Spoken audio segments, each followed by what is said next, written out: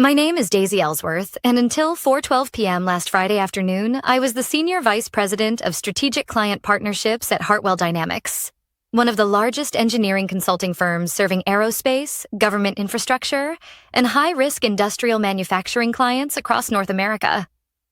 For 11 years, I built what executives called relationship stability architecture, the backbone of $510 million in active contracts.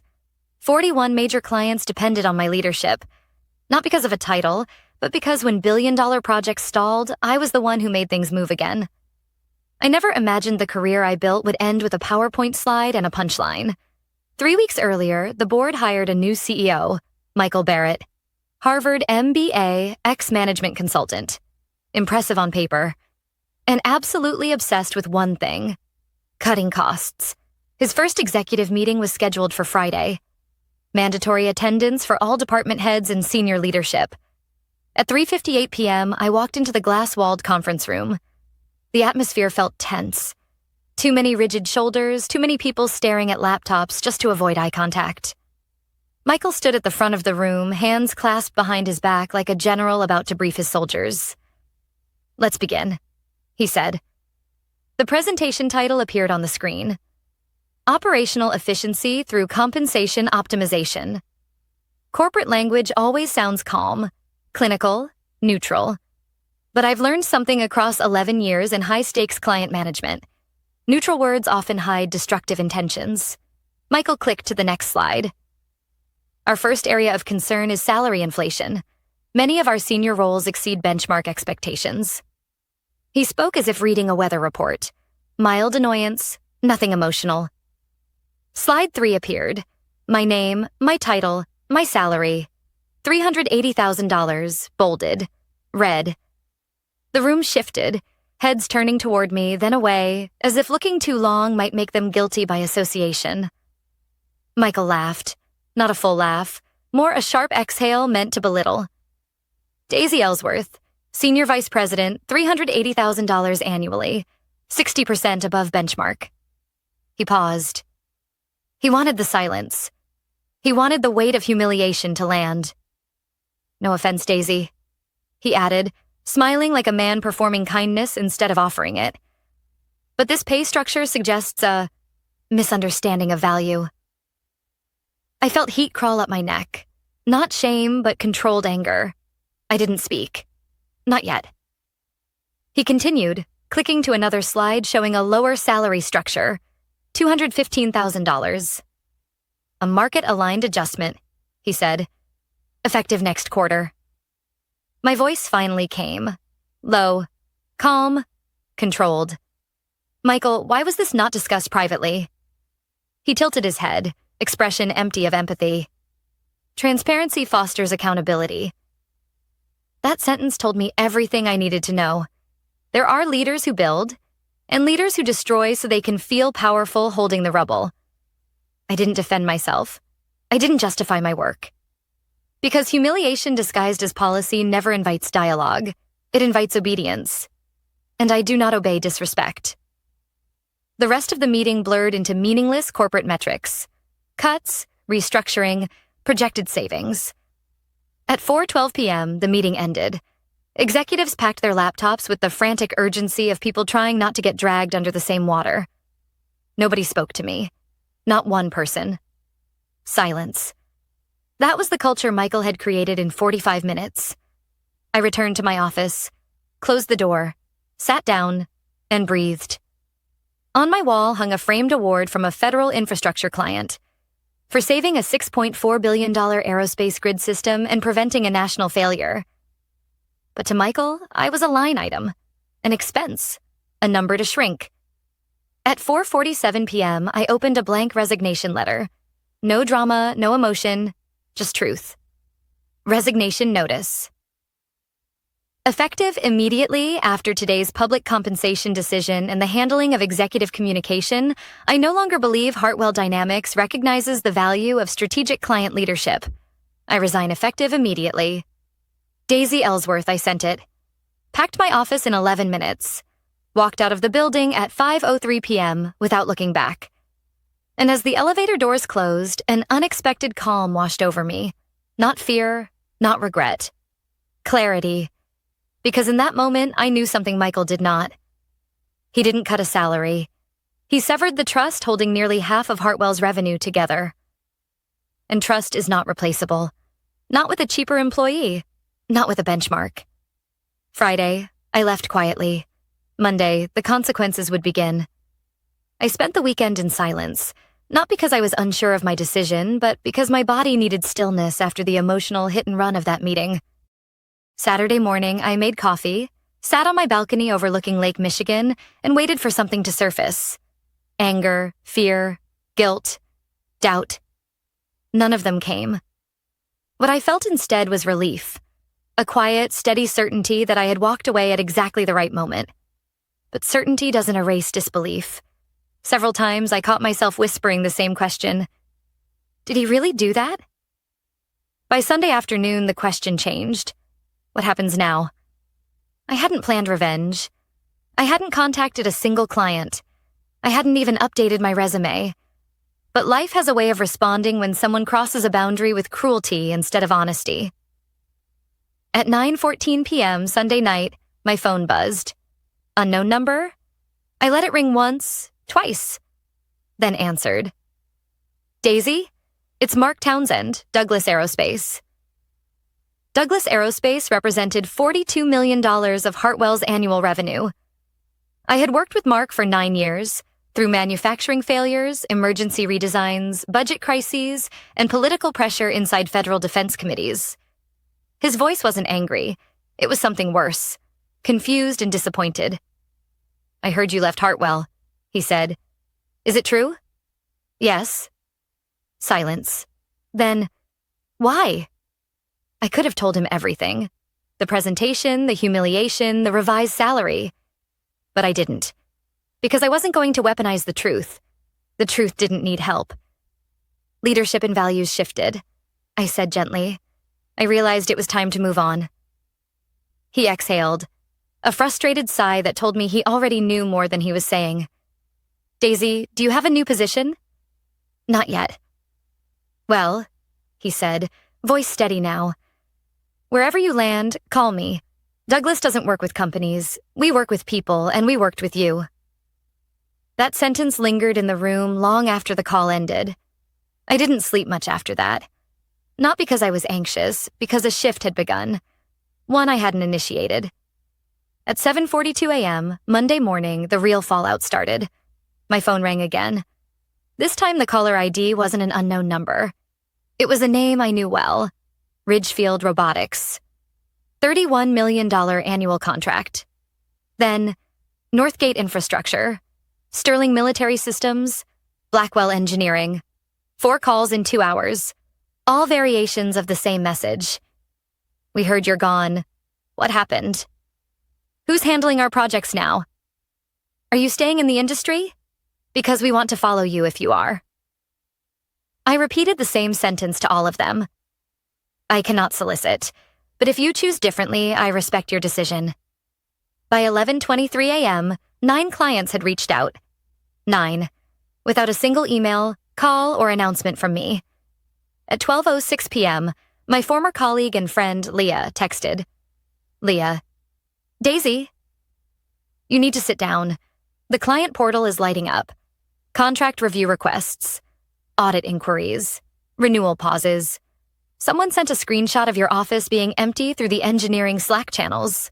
The clients know. Like all of them. Michael is panicking. I stared at the message. Not with satisfaction, but with the heavy understanding that something irreversible had begun. Leadership often assumes loyalty belongs to logos, buildings, and corporate vision statements. But loyalty, real loyalty, belongs to trust built over years of showing up when things were hard. At 1:41 p.m., Michael finally called. I watched the phone vibrate on my table. 1 ring, 2, 3. I didn't answer. He sent a follow-up email instead. Stiff, formal, stripped of the arrogance he had displayed 3 days earlier. Subject, clarification request. Daisy, it appears your resignation has caused significant concern among several client accounts. We need to discuss transition planning and ensure continuity. Please contact me as soon as possible. Michael Barrett, Chief Executive Officer, Transition Planning. That phrase, so procedural, so dismissive, would have made me laugh if the situation weren't so predictable. He hadn't planned for the possibility that the relationships I managed weren't transferable. He assumed titles carried trust. He assumed loyalty could be reassigned. But aerospace engineers, military contracts, and industrial manufacturers don't trust easily. And when they do, they trust people, not companies, not CEOs, not cost-saving strategies. By 5:05 p.m., Monday, 9 major clients had formally paused or declined contract renewals. 46% of Hartwell's revenue was now unstable, and Michael had no idea the storm had only just begun. Because client trust doesn't disappear quietly. It leaves in waves, and Monday was only the first. By Tuesday morning, it was no longer whispers, assumptions, or quiet internal movement. It was visible, public, measurable, and it was happening faster than anyone at Hartwell Dynamics could control. I woke at 6:18 a.m. to more missed calls. 5 from clients, 2 from journalists in the manufacturing sector, and 1 from a number I didn't recognize until I listened to the voicemail. It was the chair of the Hartwell board. Her tone was clipped, controlled, and cold. Daisy, I'd like to speak to you before the situation escalates further. Before the situation escalates. It already had. At 8:03 a.m., I received a text from Leah. Emergency board meeting. Michael looks sick. No one can reach half the major accounts. They want to know if you're responsible. I stared at that last line for several seconds. Responsible? No. But necessary? Yes. At 9:20 a.m., another email came in, forwarded from a former colleague in legal compliance. The subject line said everything. Contract termination, 30 days notice, Douglas Aerospace. Then another, request for transition packet plus vendor reevaluation, Northgate Infrastructure. Then another, immediate pause on active engineering scope, Sterling Military Systems. Same pattern, same reason, same implication. Hartwell hadn't just lost contracts. They had lost confidence. By noon, 9 clients had initiated formal offboarding or renegotiation processes. And Michael? He finally snapped. At 12:41 p.m., his number appeared on my phone again, this time accompanied by a message. Michael, answer. I didn't. He called again, then again. On the 4th call, I answered, not because I owed him anything, but because silence was no longer enough. His voice was different. No arrogance, no certainty, no rehearsed corporate tone. There was something else now. Panic. Daisy, we need to talk. This situation is spiraling. Clients are terminating contracts. Some are demanding you personally handle transition calls. We need to control the narrative. Control. That was always the real priority. Not respect, not leadership, not acknowledging the damage he'd caused. Control. I remained calm. Michael, I told you Friday. I resigned because I would not be publicly diminished. I haven't reached out to a single client. That doesn't matter, he snapped. They're acting like you were Hartwell. That's ridiculous. No single person carries that much weight. I let a quiet pause settle between us. He needed to hear it. He needed to sit in it. Michael, I said evenly, you believed numbers defined value. You believed that a benchmark salary justified humiliation. You forgot something essential. In industries that involve trust, memory, and crisis response, relationships are the infrastructure, not spreadsheets. He didn't respond, so I continued. You didn't cut my salary. You cut the bridge holding your clients to your company. Finally, he exhaled sharply, frustration bleeding into desperation. What would it take to bring you back? There it was. The pivot. The reversal. Just 4 days earlier, he mocked my compensation as excessive. Now he was attempting negotiation with the same person he dismissed as replaceable. I'm not interested, I said. We can review compensation, title changes, equity, reinstatement, a formal apology if necessary. Formal apology, as if dignity was a box to check. No, I said again, voice steady. I won't return to a company that waited for a financial crisis to recognize my worth. Silence. Then a low, frustrated growl in his voice. You're ruining us. No, I corrected softly. I simply stopped allowing you to ruin me. I ended the call. At 3:02 p.m., Reuters published an article. Hartwell Dynamics faces major client retention crisis. Following executive departure sources indicate 9 key accounts have halted or terminated contracts after the exit of Senior Vice President Daisy Ellsworth. Within hours, the story spread across industry newsletters, supply chain networks, and defense contracting circles. By 5:30 p.m., I received messages from 5 competing firms, all asking the same question. Are you open to discussing a leadership role? I didn't respond yet, not because I didn't know the answer, but because timing matters. And right now, the timing wasn't about opportunity. It was about truth revealing itself. By sunset, the numbers were confirmed. 46% of Hartwell Dynamics' active revenue was now classified as at risk. 1 PowerPoint slide, 1 public humiliation, 1 short-sighted decision. And the foundation Michael thought was made of contracts was actually made of trust. Trust he never built. Trust he never respected. Trust he just lost. By Wednesday morning, the calls had shifted from curiosity to urgency. Clients were no longer asking what happened. They were asking where I was going. At 8:11 a.m., I sat at my dining table, laptop open, emails flooding in faster than I could read them. Some were short and direct. We will only finalize renewal if Daisy is managing the account. Others were emotional in ways I wasn't expecting. You were the only reason we trusted Hartwell through those failures. If you're gone, that trust is gone too. In corporate environments, people like to pretend relationships are transactional, replaceable, and immune to personality. But every project crisis, every midnight call, every saved contract, those moments create something spreadsheets can't measure: loyalty. At 9:37 a.m., another email appeared. This one from a private equity firm I had interacted with years ago during a joint project review. Subject: confidential discussion request. Daisy, we are following the situation closely. If you are considering re-entering leadership in the engineering or defense supply space, we would like to discuss potential backing for a new firm. No expectations, just a conversation. Jonathan Gray, Graybridge Capital. I read the message twice. Then a third time, a new firm. The idea hit me like a quiet answer to a question I hadn't realized I was asking. Not replacement, not negotiation, not returning somewhere familiar, building something of my own. But I didn't respond yet. I needed clarity, not adrenaline. At 10:22 a.m., my phone rang again, this time from a number I knew better than almost any other. Thomas Hale, U.S. Department of Defense Infrastructure Division. His role wasn't just high level.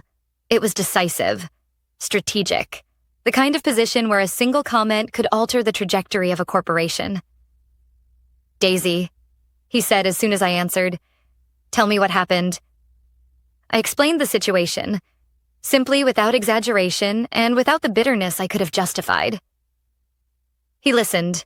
No interruptions, no sighs, just quiet attention. When I finished, he spoke with the steady authority of someone who had dealt with both war zones and boardrooms. Well, he said, Hartwell just made one of the most expensive mistakes I've ever witnessed. I didn't respond. I waited. We've worked with Hartwell for 14 years, he continued. But the truth is, we never worked with Hartwell. We worked with you. And I'm not comfortable leaving national-level projects in the hands of someone who thinks leadership is humiliation. My throat tightened. Not with emotion, but with the weight of what his words meant. Are you joining another firm? He asked. I'm considering options, I replied carefully. But I haven't committed yet. Then don't commit until you speak to me, he said.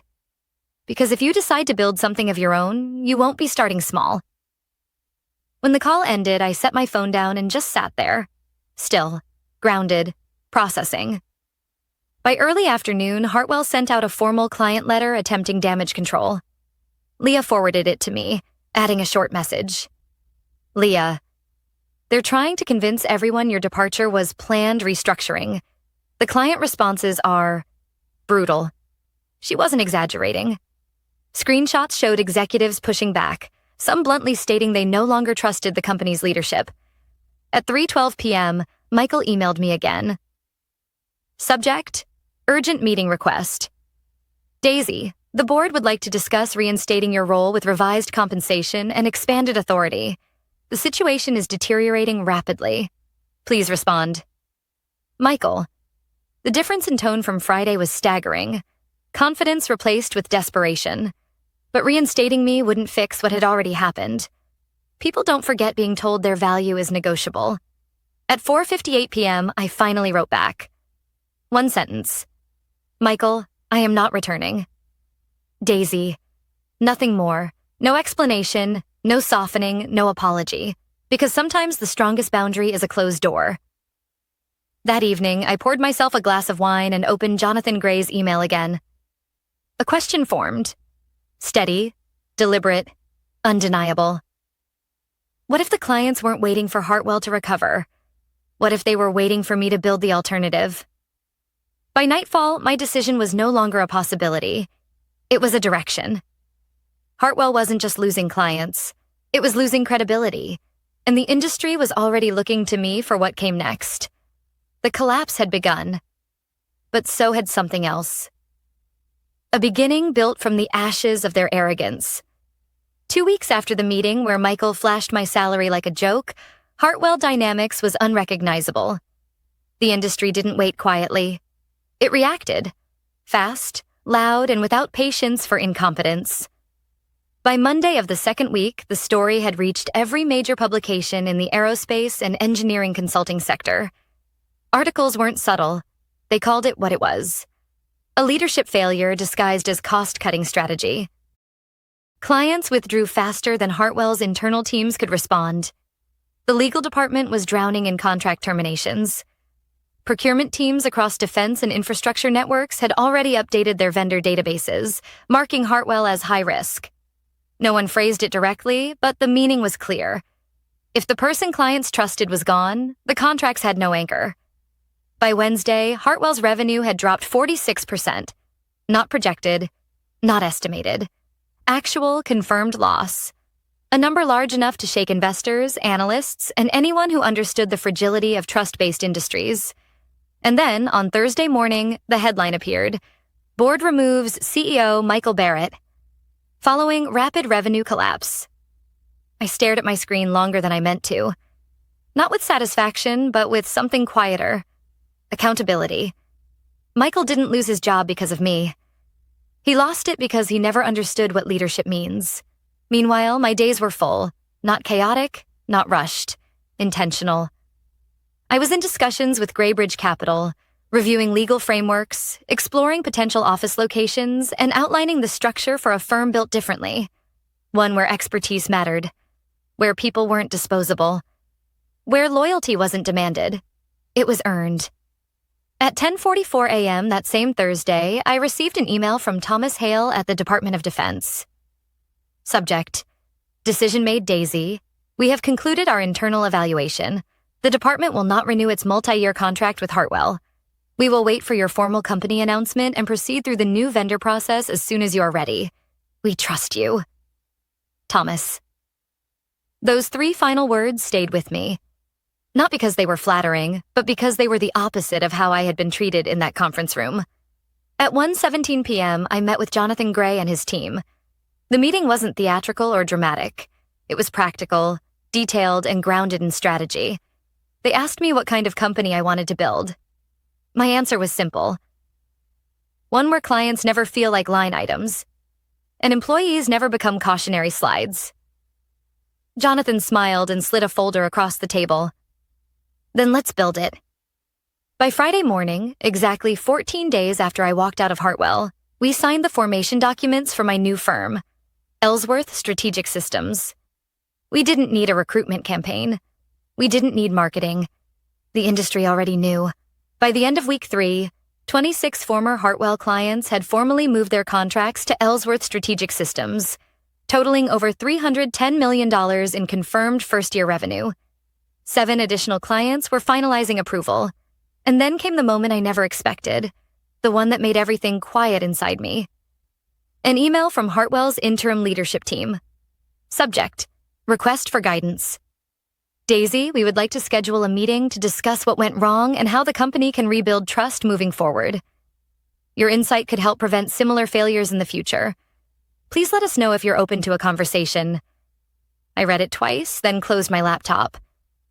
Not out of anger, but resolution. Some doors stay closed not out of bitterness, but wisdom. I didn't reply. Instead, I went to the window overlooking the city and let myself breathe, deeply, fully, without the weight of being undervalued. Because the truth was undeniable. I didn't destroy Hartwell. I didn't need to. They collapsed because they misunderstood the most fundamental rule of leadership. People are not replaceable simply because someone cheaper exists. Trust cannot be benchmarked. Respect cannot be discounted. And value cannot be measured solely in salary numbers on a screen. My departure didn't break the company. It revealed where it was already broken. And as the sun set over Chicago, orange light reflecting off skyscrapers and the lake beyond, one thought settled in my mind like a final sentence to a chapter already closed. Michael laughed at my salary. He thought I was overpaid. 2 weeks later, the industry answered for me. I was never 60% above benchmark. I was the benchmark.